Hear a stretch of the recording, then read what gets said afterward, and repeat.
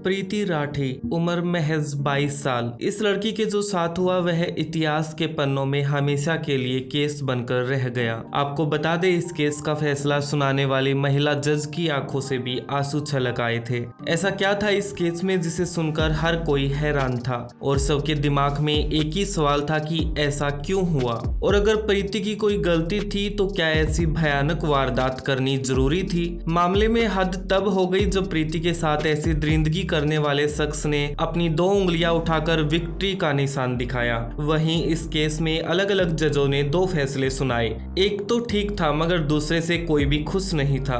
ऐसा क्या हुआ था प्रीति के साथ, चलिए जानते हैं पूरी कहानी को सिलसिलेवार तरीके से। 10 मार्च 2013 दिल्ली के नरेला की रहने वाली प्रीति ने भी हजारों लड़के लड़कियों की तरह इंडियन एयरफोर्स का एग्जाम दिया था। प्रीति पढ़ाई में काफी होशियार थी। घर वालों को इंतजार था कि उनकी बेटी का सिलेक्शन कब हो। इसी इंतजार में समय बीतता गया। 25 जून 2013 इनके घर एक पोस्टमैन की एंट्री होती है। तभी प्रीति को एक लेटर दिया जाता है। लेटर रिसीव करने के बाद प्रीति जब उसे पढ़ती है तो उसकी खुशी का कोई ठिकाना नहीं था, मानो उसे जहां की सारी खुशियां मिल गई हो। दरअसल प्रीति का इंडियन एयरफोर्स में सिलेक्शन हो गया था। प्रीति के घर पर और रिश्तेदारों में खुशी का माहौल था। इसकी वजह एक ये भी थी कि 2013 के दौर में लड़कियां बहुत कम आर्मी में जाती थी और लड़कियों की वैकेंसियां भी कम होती थी। इसके साथ साथ नरेला तथा आसपास के इलाके में प्रीति पहली लड़की थी जो इंडियन एयरफोर्स में सिलेक्ट हुई थी। लेटर में दिए गए निर्देशों के मुताबिक 2 मई को प्रीति को मुंबई पहुंचना था। ये तारीख उसकी ज्वाइनिंग की तारीख थी। प्रीति अपने घर से अकेली बाहर कभी नहीं निकली थी, खासकर इतनी दूर और इतने लंबे सफर पर। प्रीति के घर वाले भी नहीं चाहते थे कि उनकी लड़की अकेली जाए, लिहाजा परिवार वालों ने फैसला लिया कि प्रीति और उसकी मां कविता और उसके पिता मनोज और चाचा राजपाल भी उसके साथ मुंबई जाएंगे।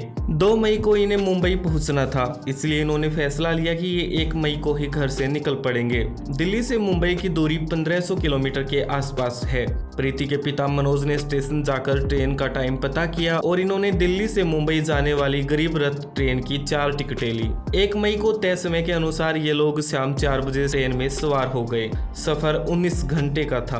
काफी लंबा सफर होने के कारण खाना सब लोग घर से ही पैक करवा के अपने साथ लाए थे। इन्हें स्टेशन तक बैठाने के लिए परिवार के और भी लोग आए थे, मगर आगे का सफर इन 4 लोगों को ही तय करना था।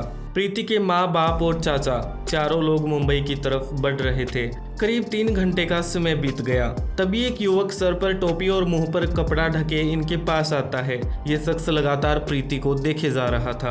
प्रीति के पिता मनोज ने जब इस अनजान युवक को देखा तो शुरुआती पल में उसने इसे इग्नोर किया। आमतौर पर ट्रेन और भीड़ भाड़ वाली जगहों पर ऐसे लोग हमें मिल ही जाते हैं। करीब 2 घंटे और इंतजार करने के बाद मनोज ने आखिरी पूछ ही लिया कि क्या बात है भाई, क्यों देखे जा रहे हो। इस पर उस शख्स ने कोई प्रतिक्रिया नहीं दी और चुपचाप आगे की ओर चल दिया। तभी कुछ घंटे बीत जाने के बाद वह लड़का फिर से वहां आया और लगातार प्रीति को घूरने लगा। इस पर प्रीति के चाचा राजपाल ने उसे डांट लगा दी। डांट सुनने के बाद वह अनजान शख्स बिना कुछ बोले ही वहां से चला गया।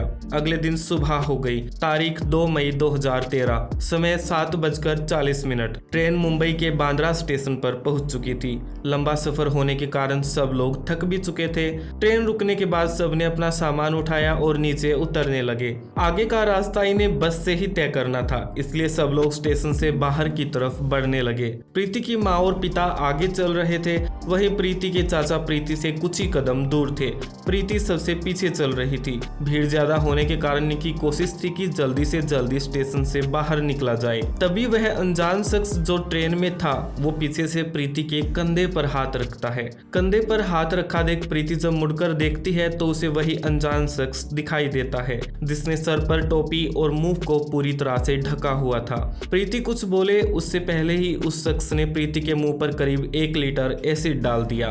जैसे ही प्रीति के सर और मुंह पर एसिड डला वह जोर जोर से चीखने लगी। कोई कुछ समझ पाए उससे पहले वह शख्स भीड़ में गायब हो गया। शुरुआती पल में प्रीति के माता पिता को यह अंदेशा नहीं था कि प्रीति के ऊपर एसिड अटैक हुआ है। उन्होंने प्रीति को जैसे ही छुआ उनके हाथ भी जलने लगे। देखते ही देखते स्टेशन पर अफरा तफरी मच गई। जहां प्रीति पर एसिड डाला था वहां भीड़ इकट्ठा होने लगी। आनन फानन में प्रीति को पास के ही एक हॉस्पिटल में एडमिट करवाया गया।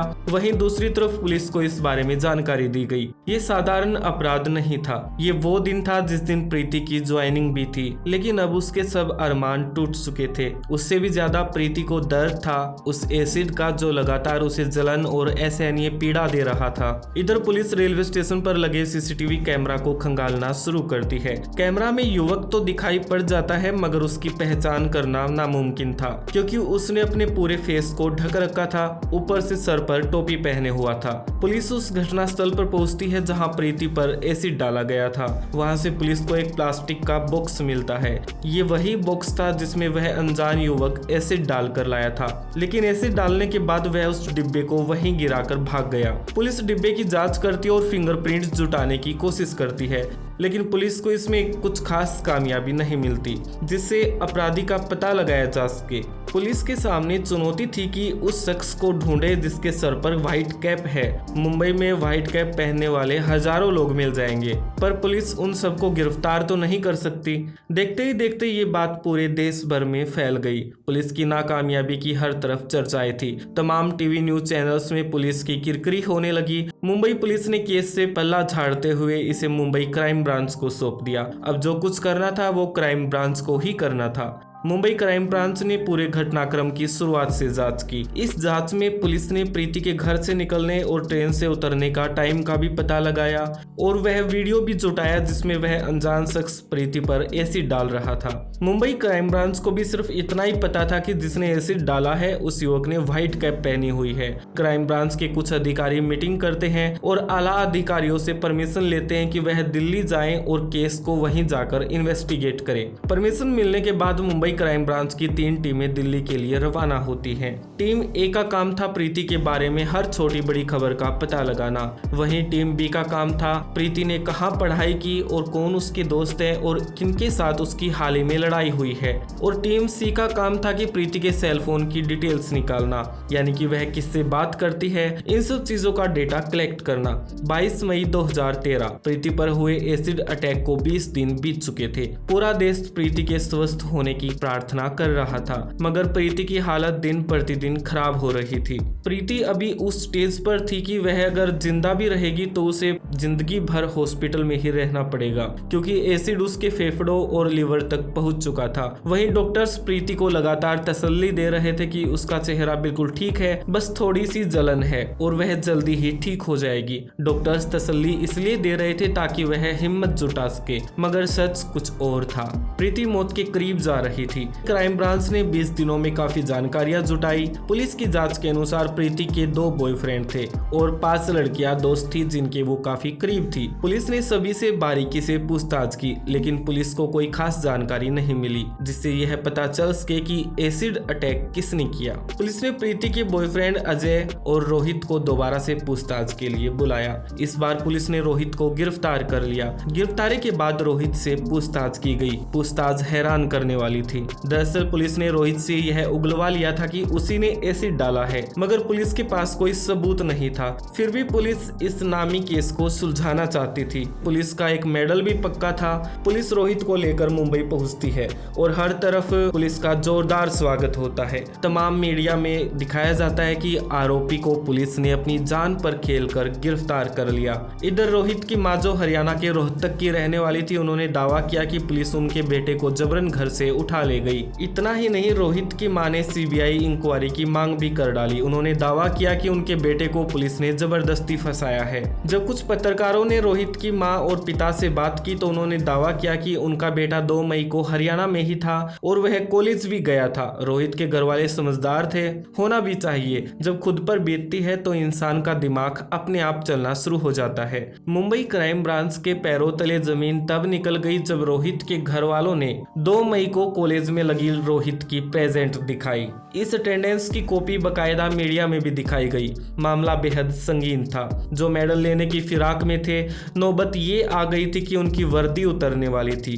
तमाम अधिकारियों के हाथ पैर फूल गए कि अब क्या करें। तभी मुंबई के मुख्यमंत्री ने आदेश दिए कि इस मामले की सीबीआई जांच हो। 30 मई 2013 को यह पूरा मामला सीबीआई को सौंपा गया। वहीं 1 जून की रात प्रीति ने मुंबई की हॉस्पिटल में दम तोड़ दिया। सीबीआई ने मामले की जांच शुरू ही की थी। दूसरी तरफ से पुलिस के खिलाफ पूरे देश भर में नारे लग रहे थे और लोग सड़कों पर आकर प्रोटेस्ट कर रहे थे। प्रीति के शव को दिल्ली के नरेला में उनके आवास पर लाया गया, लेकिन हजारों लोगों की भीड़ ने अंतिम संस्कार करने से मना कर दिया। प्रोटेस्ट करने वालों की मांग थी कि अपराधी को गिरफ्तार करो और फांसी दो।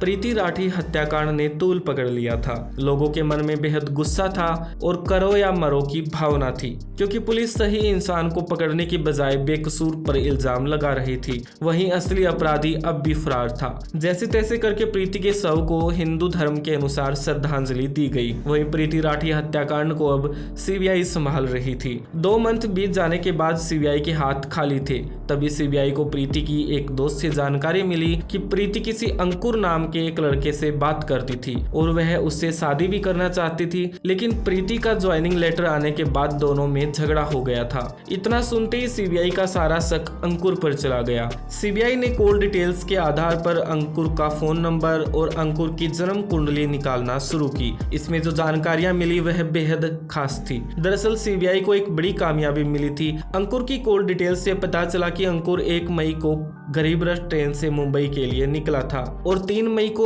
अंकुर मुंबई से वापस दिल्ली आ गया था।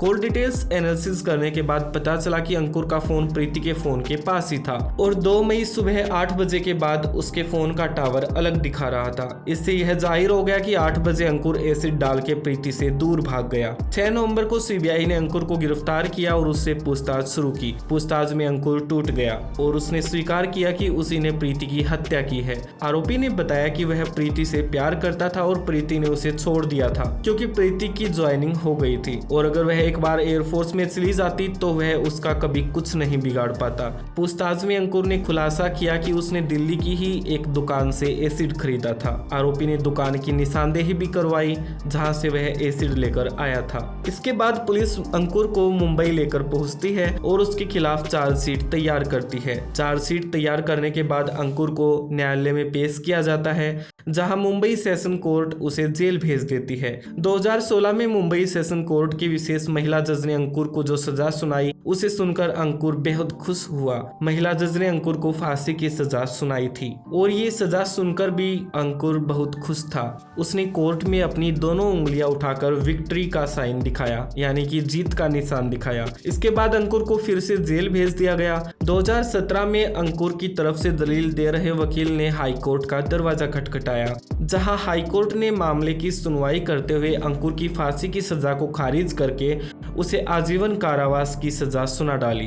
अंकुर के हौसले बुलंद थे। उसने इस बार भी जज के सामने विक्ट्री का निशान दिखाया और कोर्ट के बाहर भी उसने अपनी दोनों उंगलियां हवा में लहराई, जिससे सब लोगों को यह संदेश तो मिल गया कि अंकुर को अपने किए का कोई पछतावा नहीं है। या जिस शख्स को फांसी होनी थी उसे आजीवन कारावास की सजा दे दी। अब कोर्ट ने अंकुर पर दया क्यों दिखाई ये तो कोर्ट जाने। आज की इस सच्ची कहानी पर आपकी क्या राय है? क्या अंकुर को फांसी होनी चाहिए थी या उम्र कैद? हमें आपकी राय जरूर बताएं। कहानी में अब तक बने रहने के लिए धन्यवाद। वीडियो को लाइक करें और चैनल को सब्सक्राइब जरूर कर दें ताकि जब भी हम वीडियो डालें तो आप तक पहुंच पाए। फिर मिलते हैं किसी और केस के साथ। तब तक के लिए खुद का और अपनों का ध्यान रखिए। मुझे अब जाना होगा। बाय।